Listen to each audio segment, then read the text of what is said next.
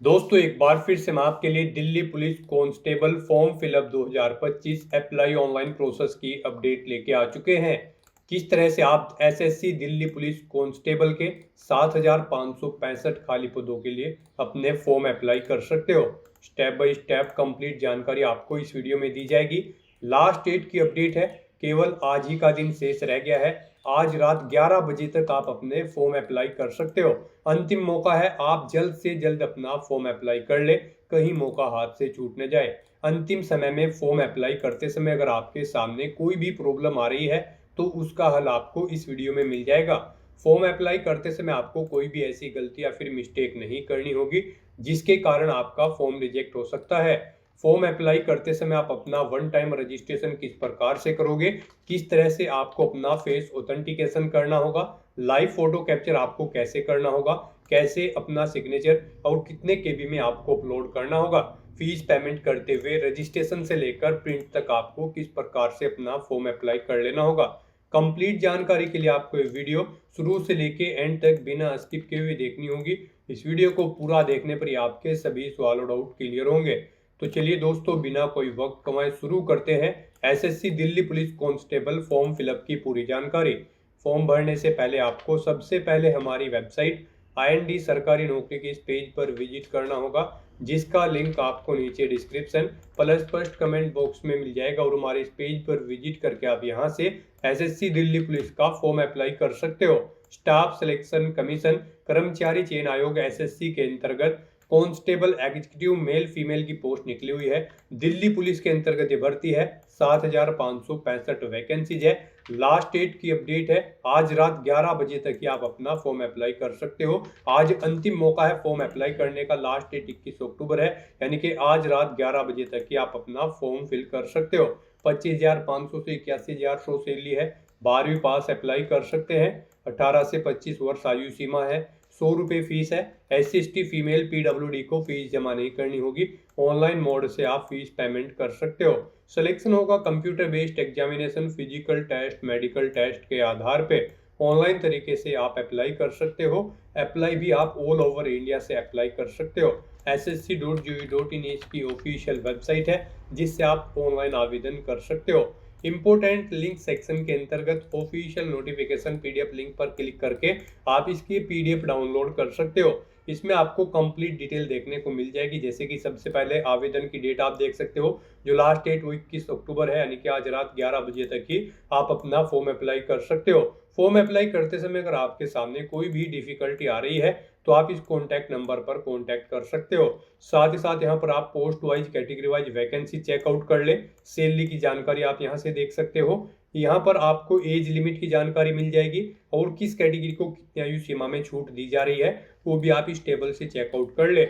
और साथ ही साथ यहाँ पर आपको एग्जामिनेशन सेंटर की लिस्ट पूरी दे दी गई है। एग्जामिनेशन पैटर्न आपको यहाँ पर देखने को मिल जाएगा और सिलेबस भी आपको यहाँ पर सब्जेक्ट वाइज दे दिया गया है। आप पूरा सिलेबस भी चेकआउट कर ले। उसके बाद फिजिकल क्राइटेरिया की डिटेल आपको यहाँ पर देखने को मिल जाएगी। कंप्लीट फिजिकल क्राइटेरिया के बाद में स्क्रॉल डाउन करते हुए आपको फॉर्म फिल प्रोसेस की यहाँ पर इंफॉर्मेशन दे दी गई है। सभी गाइडलाइंस आप यहाँ से चेकआउट कर ले, देन उसके बाद अप्लाई कर सकते हो।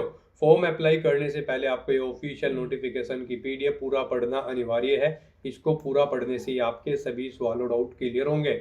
PDF रीड आउट करने के बाद में आपको अप्लाई ऑनलाइन के इस लिंक पर क्लिक करना होगा, तो आपके सामने ऑनलाइन आवेदन करने का ये ऑफिशियल पोर्टल ओपन हो जाएगा। गाइस, यहाँ पर आने के बाद आपको इस वेबसाइट के टॉप पर ही लॉगिन और रजिस्टर की ये टैब दी गई है। आपको इस पर क्लिक करना है। उसके बाद आपके सामने ये पॉपअप शो होगा। यहाँ पर अगर आपने पहले से रजिस्ट्रेशन कर रखा है और अपनी आधार इनेबल प्रोसेस कंप्लीट कर रखी है, तो यहाँ पर बस अब आपको अपना रजिस्ट्रेशन नंबर एंटर करना है, अपना पासवर्ड आपको एंटर करना है, ये कैप्चा कोड आपको यहाँ पर एंटर करना है और लॉगिन की इस टैब पर क्लिक करते हुए आपको अपने डैशबोर्ड में लॉगिन कर लेना है और वहां से अपना फॉर्म अप्लाई करना है। गाइज, हम आपको बता दें, यहाँ पर एसएससी ने आधार इनेबल प्रोसेस कर दिया है। जी हाँ दोस्तों, यहाँ पर अब आपको अपना आधार वेरीफाई करना मस्ट है। बिना उसके यहाँ पर अब आप एसएससी की किसी भी भर्ती के लिए फॉर्म अप्लाई नहीं कर पाओगे। तो अगर आपने अपनी आधार प्रोसेस कंप्लीट कर रखी है तो आप लॉगिन करके फॉर्म अप्लाई कर सकते हो। और अगर आप एसएससी की किसी भी भर्ती के लिए फर्स्ट टाइम अप्लाई करने जा रहे हो या फिर आप नए सिरे से रजिस्ट्रेशन करना चाहते हो, तो यहाँ पर आपको न्यू यूजर रजिस्टर नाउ का ये लिंक दिया गया है। आपको रजिस्टर नाउ के इस लिंक पर क्लिक करना है।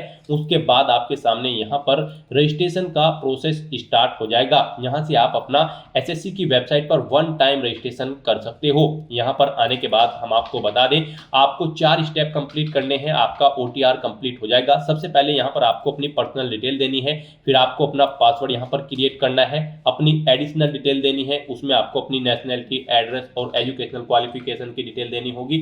फिर यहाँ पर आपको अपनी डिटेल्स को डिक्लेयर करते हुए अपना रजिस्ट्रेशन कंप्लीट कर लेना है। तो इन 4 स्टेप्स को कंप्लीट करते हुए यहाँ पर आपको अपना ओटीआर कंप्लीट करना है। उसके लिए यहाँ पर अब आपको कंटिन्यू की स्टेप पर क्लिक कर देना है। जैसे ही आप स्टेप पर क्लिक करेंगे, आपके सामने यहाँ पर रजिस्ट्रेशन का फॉर्म स्टार्ट हो जाएगा। यहाँ पर अब आपको सबसे पहले अपनी पर्सनल डिटेल देनी है। इसमें यहाँ पर सबसे पहले आपको ऑप्शन दिया गया है, क्या आपके पास यहाँ पर आधार कार्ड है। यहाँ पर एसएससी ने अब भर्तियों के लिए आधार कार्ड मस्ट कर दिया गया है। आधार प्रोसेस आपको इनेबल कर लेनी है। तो अगर आपके पास आधार है तो आप यस ऑप्शन सेलेक्ट करेंगे। और गाइस, यहाँ पर अगर आपके पास आधार नहीं है उसके लिए भी ऑप्शन है। अगर यहाँ पर आपके पास आधार नहीं है तो आप नो ऑप्शन सेलेक्ट करेंगे। फिर यहाँ पर आपको अपने कुछ डॉक्यूमेंट्स अपलोड करने होंगे, जैसे कि यहाँ पर आपको अपना नेम प्रूफ डॉक्यूमेंट अपलोड करना होगा। उसमें आपको अपना Aadhaar card, voter ID card, PAN card, driving licence, government ID card या फिर गवर्नमेंट सर्विस आइडेंटिटी कार्ड आपको अपलोड करना होगा, या फिर आपका पेंशन कोई डॉक्यूमेंट, पेंशन डॉक्यूमेंट भी आप अपलोड कर सकते हैं। आप चूज फाइल बटन पर क्लिक करें, फाइल को सिलेक्ट करें और इनमें से कोई भी डॉक्यूमेंट आप अपना अपलोड कर दें। उसके बाद यहाँ पर आपको अपना date of birth proof certificate upload करना है। इसमें आपका बर्थ सर्टिफिकेट हो सकता है, स्कूल लिविंग सर्टिफिकेट हो सकता है, certificate of date of issued by gazetted officer, या फिर आधार कार्ड यहाँ पर आपको अपलोड करना है। चूज फाइल के ऑप्शन पर क्लिक करते हुए उसके बाद यहाँ पर आपको अपना एड्रेस प्रूफ अपलोड करना होगा। यहाँ पर ये डॉक्यूमेंट आपको उन केस में अपलोड करने हैं अगर आपके पास आधार नहीं है। एड्रेस प्रूफ में आपको अपना आधार कार्ड या फिर वोटर आईडी कार्ड या फिर ड्राइविंग लाइसेंस या फिर बैंक की स्टेटमेंट यहाँ पर आपको अपलोड कर देनी है, या फिर रेंट का एग्रीमेंट या फिर इनकम टैक्स असेसमेंट ऑर्डर यहाँ पर आप अपलोड कर सकते हैं। चूज फाइल के इस बटन पर क्लिक करते हुए उसके बाद यहाँ पर आपको अपना फोटो अपलोड करना है। चूज फाइल के बटन पर क्लिक करते हुए फिर यहाँ पर आपको अपना जेंडर प्रूफ अपलोड करना है। जेंडर प्रूफ में आपका आधार कार्ड हो सकता है, वोटर आईडी कार्ड हो सकता है, बर्थ सर्टिफिकेट हो सकती है, या फिर आपका स्कूल लिविंग सर्टिफिकेट हो सकता है। यहाँ पर अगर आपके पास आधार नहीं है तो आपको इन सारे डॉक्यूमेंट्स को यहाँ पर अपलोड करना होगा। बेस्ट है यहाँ पर आपके पास आधार है तो आप आधार की डिटेल दें। यहाँ पर मोस्टली इंडिया में सभी के पास अब आधार अवेलेबल है, तो यहाँ पर आपको यस का ऑप्शन सेलेक्ट करना है, do you have a Aadhaar card में। और उसके बाद यहाँ पर गाइड आपको अपना आधार नंबर यहाँ पर एंटर करना है। वही नंबर एक बार फिर से आपको एंटर करके उसे वेरीफाई कर लेना है। फिर यहाँ पर आपको अपने आधार को प्रमाणित करने के लिए डिटेल्स यहाँ पर रीड कर लेनी है। हिंदी में अगर आप इसे रीड करना चाहते हैं तो स्विच टू हिंदी के ऑप्शन पर क्लिक करें और हिंदी में आप इसे रीड कर लें। और अगर आप सुनना चाहते हैं तो यहाँ पर आपको स्पीकर के इस ऑप्शन पर क्लिक करना है और इस डिटेल को सुन लेना है। और उसके बाद गाइड यहाँ पर आपको इस चेकबॉक्स को ओके करना है और फिर यहाँ पर आपको सेंड ओटीपी के इस ऑप्शन पर क्लिक कर देना है। फिर आपके रजिस्टर्ड मोबाइल नंबर पर जिससे आपका आधार लिंक है उस पर एक ओटीपी आएगा, वो ओटीपी आपको यहाँ पर एंटर करना है। और फिर गाइज आपको वेरीफाई ओटीपी के ऑप्शन पर क्लिक करके अपना आधार वेरीफाई कर लेना है। फिर आपके सामने यहाँ पर शो हो जाएगा आपका आधार सक्सेसफुली वेरीफाइड हो चुका है। ग्रीन कलर में आपको वेरीफाइड का ऑप्शन यहाँ पर मिल जाएगा।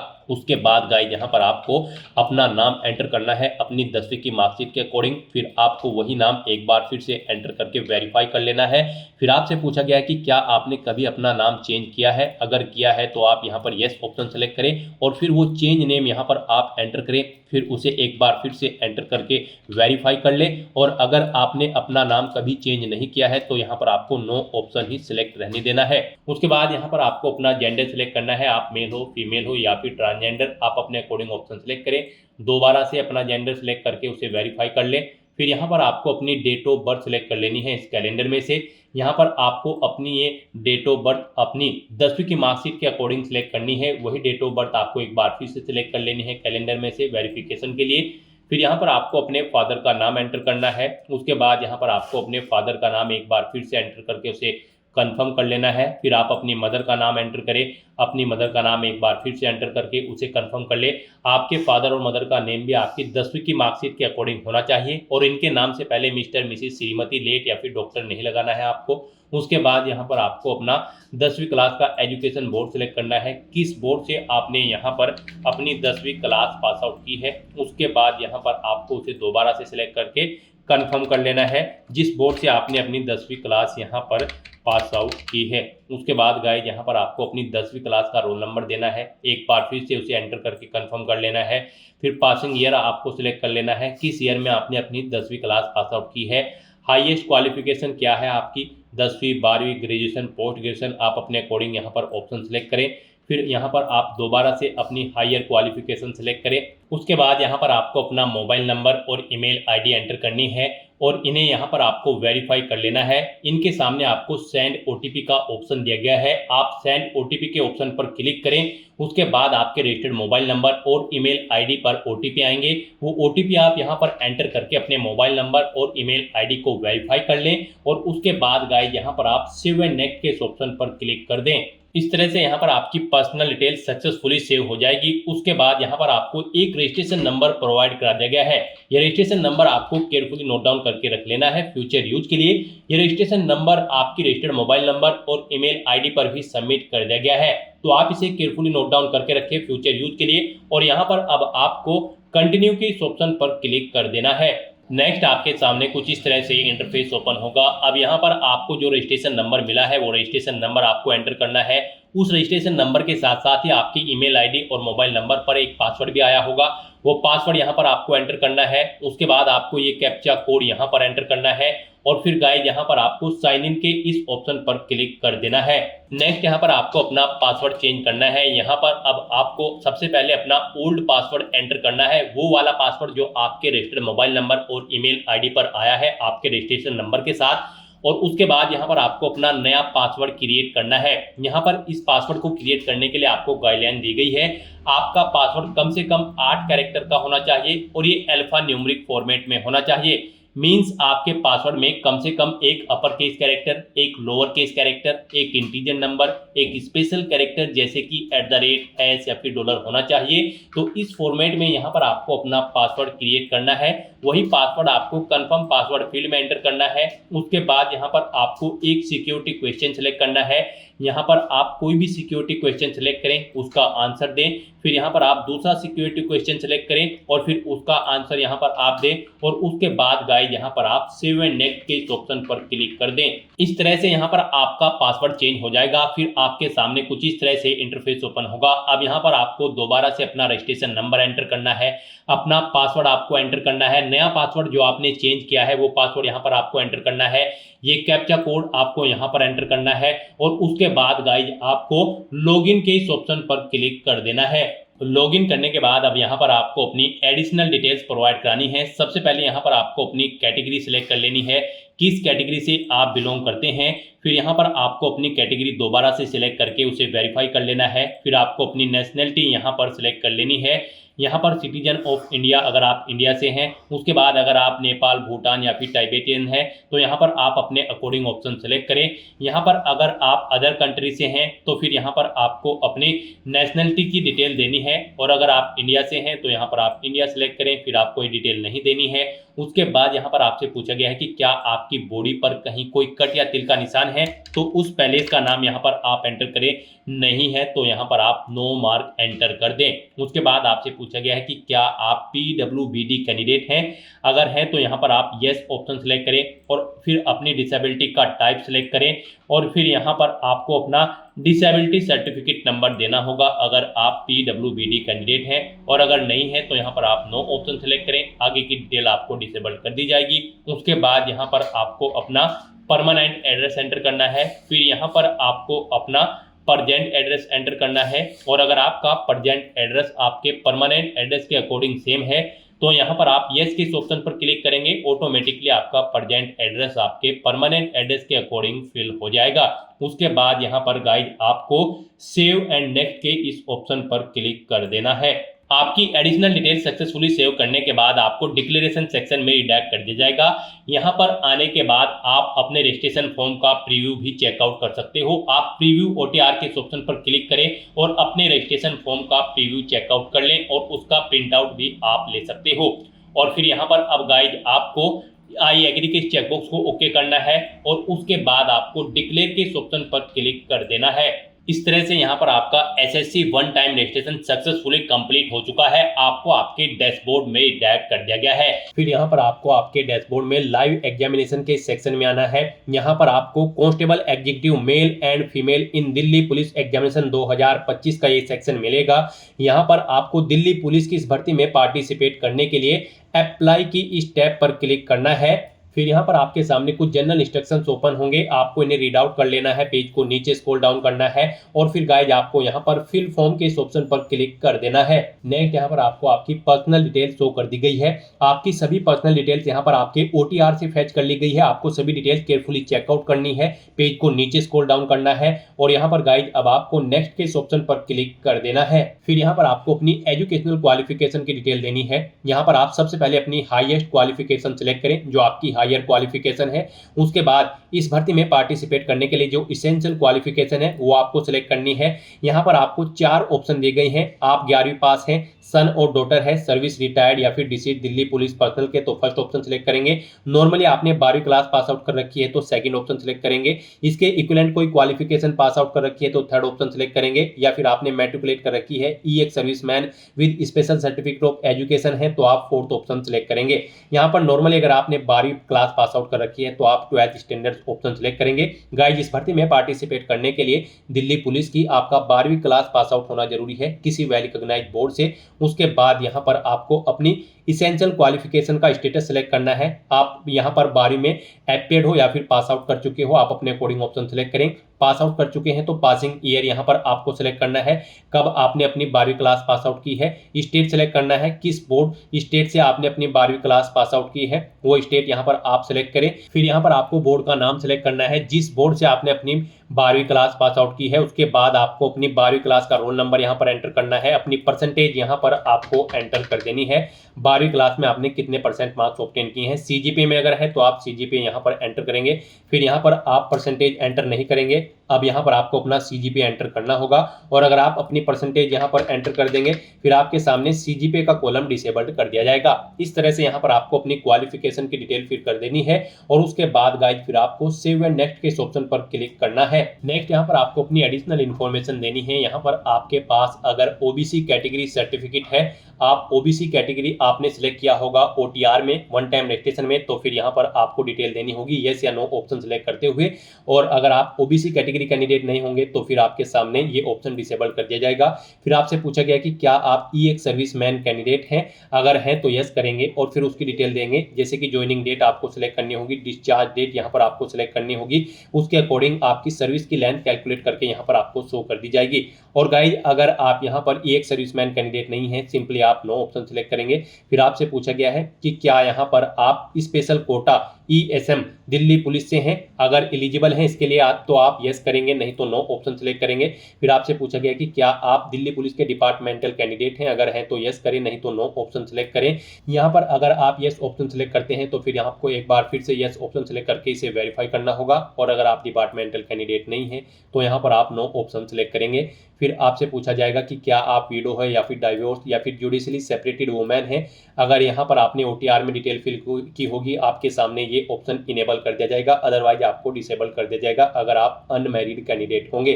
फिर यहाँ पर आपसे पूछा गया कि क्या आप सन, डॉटर या फिर सर्विस या फिर रिटायर्ड डिसीज पर्सनल कैंडिडेट हैं या फिर मल्टीटास्किंग स्टाफ में कार्यरत कैंडिडेट हैं दिल्ली पुलिस के, अगर हैं तो आप यस करेंगे, नहीं तो नो ऑप्शन सेलेक्ट करेंगे।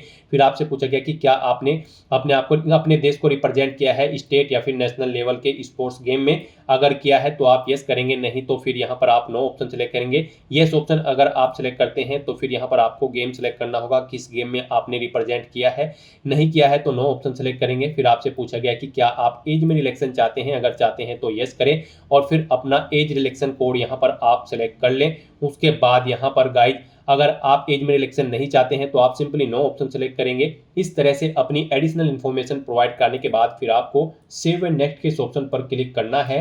फिर यहाँ पर आपको अपनी कुछ और एडिशनल इन्फॉर्मेशन देनी होगी। यहाँ पर आपको एग्जामिनेशन सेंटर सेलेक्ट करने हैं। 3 चॉइसेस आपको दी गई है, आप अपनी चॉइस के अकॉर्डिंग यहाँ पर 3 एग्जाम सेंटर सेलेक्ट करें। यहाँ पर आप जिसे फर्स्ट नंबर पर प्रेफरेंस देना चाहते हैं उसे फर्स्ट नंबर पर सेलेक्ट करें, जिसे सेकंड थर्ड पर रखना चाहते हैं उसे आप सेकंड और थर्ड पर यहाँ पर सेलेक्ट कर लें।